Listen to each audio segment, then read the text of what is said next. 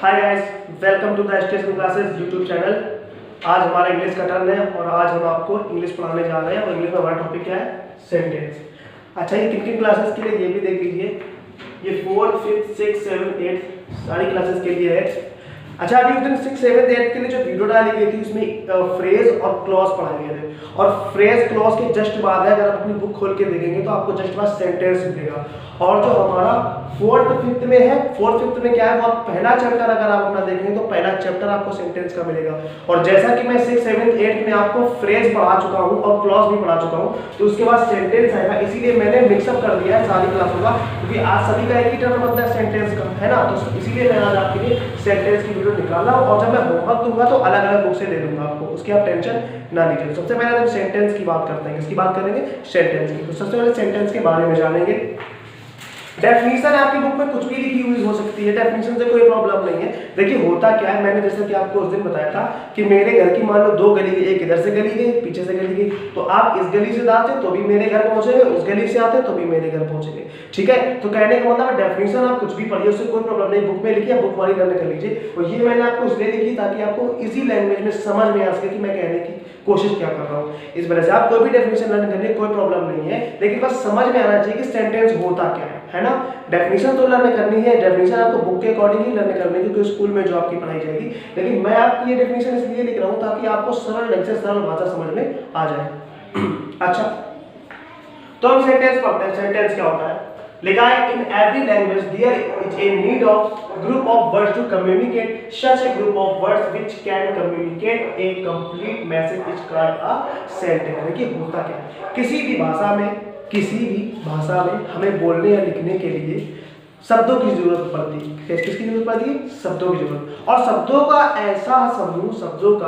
ऐसा समूह कि जिस व्यक्ति से हम अपनी बात कह रहे हैं उस व्यक्ति को हमारी पूरी बात समझ में आ जाए तो उसे हम सेंटेंस कहते हैं। और सेंटेंस हमारा होता क्या? शब्दों का समूह ही तो होता है, बहुत सारे शब्द होते हैं, उसका समूह होता है, वही सेंटेंस होता है। तो कहने की बात मैं क्या कर रहा हूँ कि शब्दों का ऐसा समूह कि जिस व्यक्ति से आप जो बात कह रहे हैं, अगर वह बात आपकी पूरी तरीके से समझ में आ जाता है, उसका सेंस समझ जाता है, तो उसको आप एक सेंटेंस कहेंगे। और यही इसमें इंग्लिश में लिखा है डेफिनेशन में भी कि in every language there is a need of group of words to communicate such a group of words which can communicate a complete message is called a sentence। तो इसके बारे में हमने जाना। जैसे कि एक एग्जांपल लिख लेते हैं सेंटेंस के लिए। जैसे एग्जांपल ये दिया है मेरा, he goes to market। अब आप देख रहे हैं ये बहुत सारे वर्ड लिखे, हमारे शब्द लिखे हैं। तो शब्द हमारे कैसे हैं? शब्दों का समूह ही तो है, लेकिन इस शब्दों का समूह जो है एक सीक्वेंस में है। शब्दों का मैंने कहा था ऐसा समूह कि अगर आप किसी से बात करें तो उसको समझ में भी आनी चाहिए। अब ये आपने सेंटेंस ही गोज टू मार्केट, आप तुरंत समझ गए होंगे कि वह बाजार जाता है। अगर मैं आपको सेंटेंस ये ऐसा लिख दूं कि मार्केट गोज ही टू, तो क्या आप सेंटेंस समझ पाएंगे? शब्दों को समूह है, लेकिन लिखा ये गलत तरीके से लिखा है। लेकिन गलत तरीके वाला आपको फॉलो नहीं करना है, क्योंकि सेंटेंस का कहने का मतलब क्या है कि शब्दों का जो सीक्वेंस है वो सही तरीके से होना चाहिए। और यहाँ पे मैंने कह दिया ही गोज टू मार्केट। तो आई होप आपको सेंटेंस के डेफिनेशन समझ में आए होंगे। ये आपके एग्जांपल के लिए है। अच्छा, अब काइंड्स ऑफ सेंटेंस। अब मैं सेंटेंस के कितने प्रकार होते हैं इसके बारे में हम चर्चा करेंगे। तो सेंटेंस के 5 प्रकार होते हैं। कितने प्रकार होते हैं? 5 प्रकार। पहला होता है असर्टिव और डिक्लेरेटिव सेंटेंस, इसको स्टेटमेंट्स भी बोलते हैं। क्या बोलते हैं? स्टेटमेंट्स। क्या होता है पहला?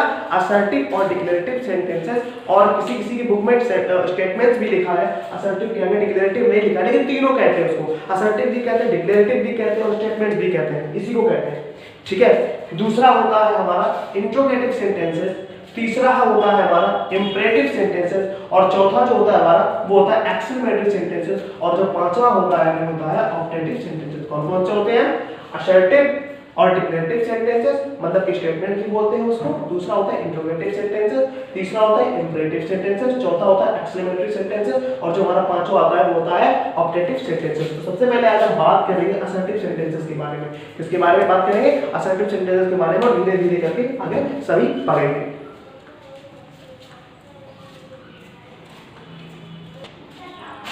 हाँ, तो अब हम बात किसकी करेंगे? सबसे पहले असर्टिव और डिक्लेरेटिव सेंटेंसेस की। सबसे पहले हम असर्टिव सेंटेंसेस की बात करेंगे। तो सबसे पहले हम असर्टिव सेंटेंस की डेफिनेशन देखते हैं कि डेफिनेशन क्या होती है। लिखा है A sentence that expresses a fact, an event, a condition is a positive or negative manner is called an assertive sentence. देखिए assertive sentence होते क्या, जिसमें किसी तथ्य की बात होती है, किसी इवेंट की बात होती है, किसी फैक्ट में तथ्य होता है, इवेंट की बात होती है, किसी की सलाह की बात होती है ना। फैक्ट क्या होता है, देखो फैक्ट में होता है तथ्य, और एडवाइस में होता है हमारी सलाह या कंडीशन होता है, सलाह होता है या इवेंट मान लो कुछ भी होता है, ठीक है। तो सलाह में और तथ्य में अंतर क्या होता है। जैसे मैं कह दूं कि मिस्टर नरेंद्र मोदी जो हमारे देश के प्रधानमंत्री हैं, जो मिस्टर नरेंद्र मोदी है वो हमारे देश के प्रधानमंत्री हैं, ये क्या है, ये तथ्य है। तथ्य जो होता है बिल्कुल सही बात होती है, ठीक है। और मान लीजिए दूसरा कोई लड़का खड़ा है, अगर मैं जो सलाह की बात मैं कर रहा हूँ, अगर मैं ये कह दूं कि लड़का बहुत अच्छा है और तुमने इस लड़के को कोई गलत काम करते हुए देखा है ना, तो तुम क्या कहोगे कि ये लड़का अच्छा नहीं है, मैं कहूँगा अच्छा। तो अपना अपना ओपिनियन है, अपनी अपनी सलाह, मैं कह रहा हूँ अच्छा, तुम कह रहे हो बुरा, उससे कोई मतलब नहीं है, लेकिन मतलब क्या होगा, असर्टिव सेंटेंस होगा। तो ऐसे वाक्यों को हम क्या कहते हैं, असर्टिव सेंटेंस।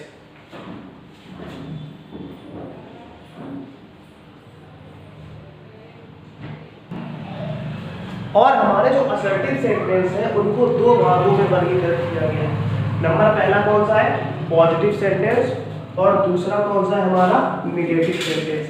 पहला कौन सा, पॉजिटिव, दूसरा कौन सा है, नेगेटिव। अब पॉजिटिव नेगेटिव में डिफरेंट कैसे देखेंगे, जैसे कोई सेंटेंस लिखा है, Ram is going to Kanpur.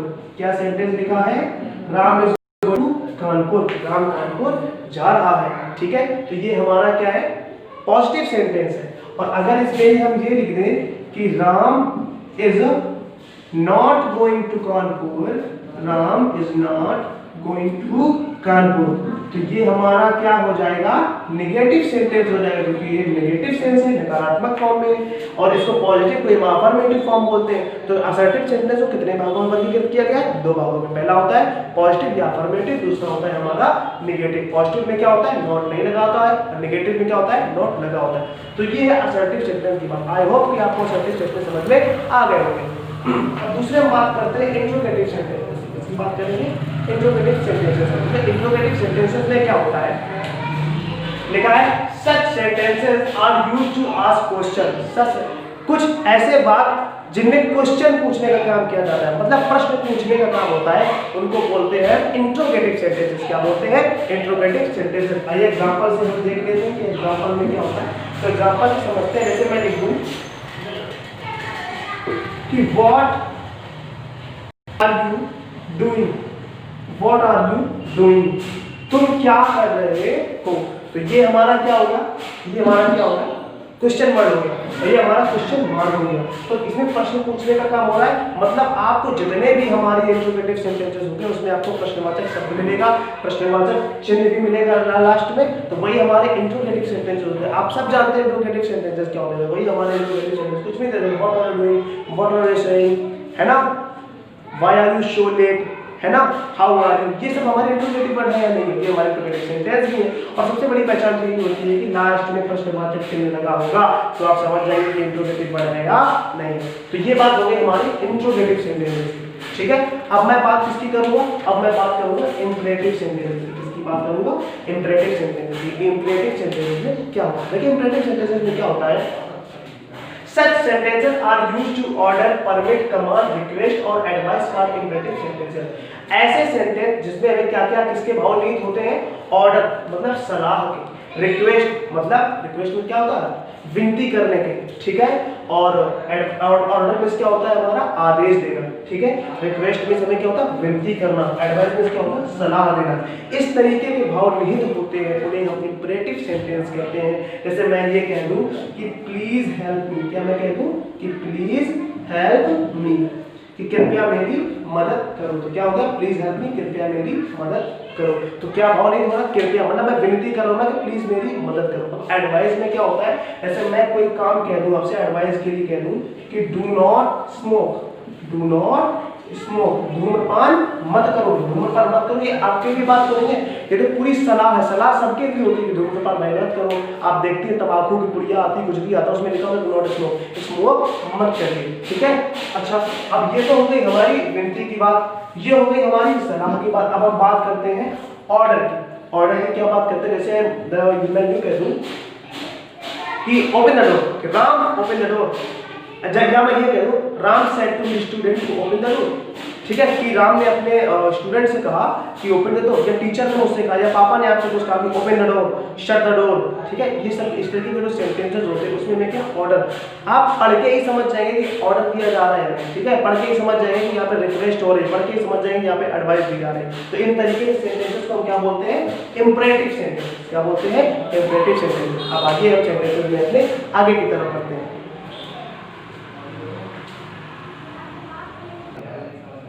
अब हम बात करते हैं एक्सक्लेमेटरी सेंटेंसेस के बारे में, इसके बारे में बात करेंगे, एक्सक्लेमेटरी सेंटेंसेस के बारे में बात करेंगे कि एक्सक्लेमेटरी सेंटेंसेस किन्हें कहते हैं। लिखा है such sentences are used to express certain emotions. देखिए मैंने आपसे पहले ही कहा है, आप डेफिनेशंस के चक्कर में नहीं पढ़ेंगे, आप चक्कर में किसके पढ़ेंगे, सेंटेंस को समझने में। डेफिनेशन अपनी बुक से भी लर्न करते हैं, ये वाली भी लर्न कर सकते हैं, कोई प्रॉब्लम नहीं है, ठीक है। लेकिन अगर आप स्कूल में पढ़ेंगे तो स्कूल वाली डेफिनेशन ही लर्न करेंगे। देखिए लिखते हैं such sentences are used to express certain emotions, ऐसे बात जिसमें अचानक से अभिव्यक्त की गई भावना उत्पन्न होती है, ऐसे वाक्य जिसमें अचानक से अभिव्यक्त की गई भावना उत्पन्न होती है उन्हें हम एक्सक्लेमेटरी सेंटेंसेस कहते हैं। अब एक्सक्लेमेटरी सेंटेंसेस किस प्रकार से होती है, जैसे भावना उत्पन्न होती अचानक से, जैसे हुर्रा बहुत मैच पता लगा, हम क्रिकेट देख रहे थे, इंडिया ने मैच जीत लिया, आपने अचानक कहा hurrah we have won the match, कितनी खुशी की बात है कि हम मैच जीत गए। हुर्रा किस लिए जताया जाता है, हुर्रा ये खुशी के लिए जताया जाता है, लिखा है जॉय, किसके लिए जताया जाता है, खुशी के लिए। तो अचानक से हमारे मन में खुशी प्रकट हुई कि नहीं, तो ये एक्सक्लेमेटरी सेंटेंसेस है। दूसरा है alas my grandfather expired yesterday। अब expired yesterday, my grandfather expired yesterday मतलब ग्रैंडफादर का निधन हो गया। अब ये तो कोई अच्छी बात नहीं, ये दुख की बात है ना, मान लीजिए हमारे ग्रैंडफादर का निधन हो गया है तो दुख की बात है ना, तो इसीलिए वहां पे लगता है alas, और alas sorrow भी लिखा है, sorrow मतलब होता है दुख। तो ये हमारा एक्सक्लेमेटरी सेंटेंस के तहत आता है, ये भी अचानक से भावना उत्पन्न हुई कि नहीं की। उसके बाद आपने पता लगा आप रास्ते में जा रहे हैं, आपने एक लड़की को देखा बहुत सुंदर है, ठीक है, उसमें लिखा है what a beautiful girl Sita है, सीता कितनी सुंदर लड़की है। अचानक से आपने ये समझ में आ गया आपकी भाई बहुत सुंदर लड़की है, और एक्सक्लेमेशन साइन भी जगह होता है, सब में आप देख सकते हैं यहाँ पे यहाँ पे यहाँ पे। तो इस तरीके के जो सेंटेंसेस होते हैं वो हमारे एक्सक्लेमेटरी सेंटेंसेस होते हैं। जो सेंटेंसेस होते हैं हमारे एक्सक्लेमेटरी सेंटेंसेस, जैसे what a beautiful girl Sita, इस तरीके से और भी दे सकते हैं।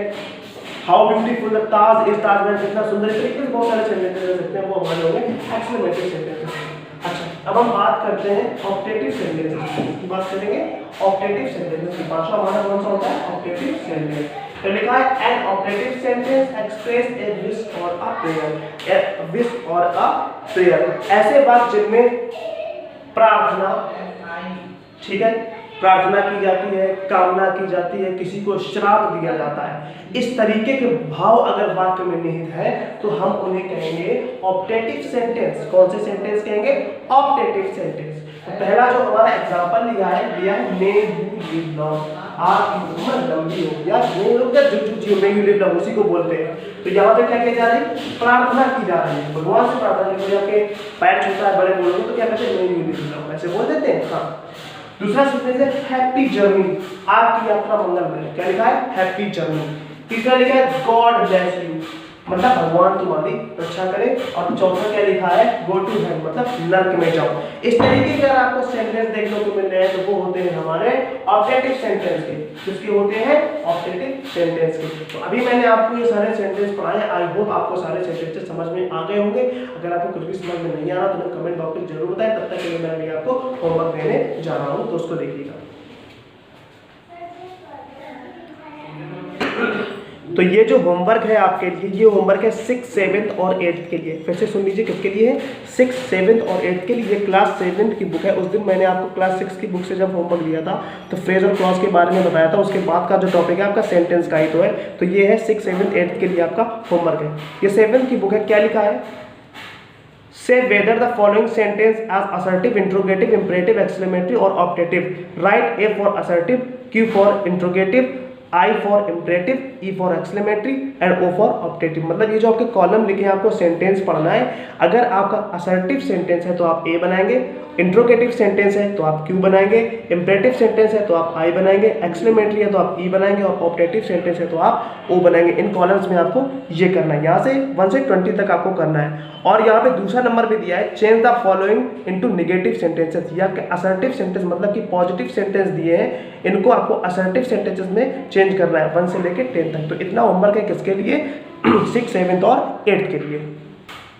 और ये होमवर्क है हमारा 4th और 5th के लिए। किस क्लास के लिए है? 4th और 5th के लिए। लिखा है right the kind of each of the following sentences in the space provide against them. दिखा है इसमें करना क्या है आपको, ये जो आपके सेंटेंसेस हैं सेंटेंसेस को पढ़ना है और आपको सेंस लगाना है कि मैंने जितने भी सेंटेंसेस पढ़ाए ये कौन सा सेंटेंस है। अगर असर्टिव है तो असर्टिव लिखना है, इंट्रोगेटिव है तो इंट्रोगेटिव लिखना, ऑप्टेटिव है तो ऑप्टेटिव लिखना है, एक्सक्लेमेटरी है तो एक्सक्लेमेटरी लिखना है, इंट्रोगेटिव है तो इंट्रोगेटिव लिखना है। जितने भी सेंटेंस है उनके टाइप लिखना है। आई एम प्लेइंग बैडमिंटन, ये कौन सा सेंटेंस है, आगे यहाँ पे लिखना है। He will not be a doctor, ये कौन सा सेंटेंस है, यहाँ पे लिखना है। इस तरीके से करना है यहाँ से 1 से लेकर 10 तक। तो इतने सेंटेंस आपको करने हैं। तो अभी आपने देखा, अभी आपको होमवर्क मिला 6, 7, 8 के लिए, 4th, 5th के लिए, है ना। तो अभी ये वीडियो आपको समझ में आई होगी। अगर कुछ भी आपको इस वीडियो में समझ में नहीं आता है तो हमें कमेंट बॉक्स में जरूर बताएं, या आप व्हाट्सएप के ग्रुप में हैं तो हमें ग्रुप में जरूर बताएं। और इस काम को करिएगा, कुछ भी समझ में नहीं आएगा तो बताइएगा जरूर, ताकि मैं आप सुधार कर सकूँ और आपको अच्छी तरीके से समझा सकूँ, ताकि आपको समझ में आ जाए। तब तक के लिए सुरक्षित रहें। थैंक यू, जय हिंद।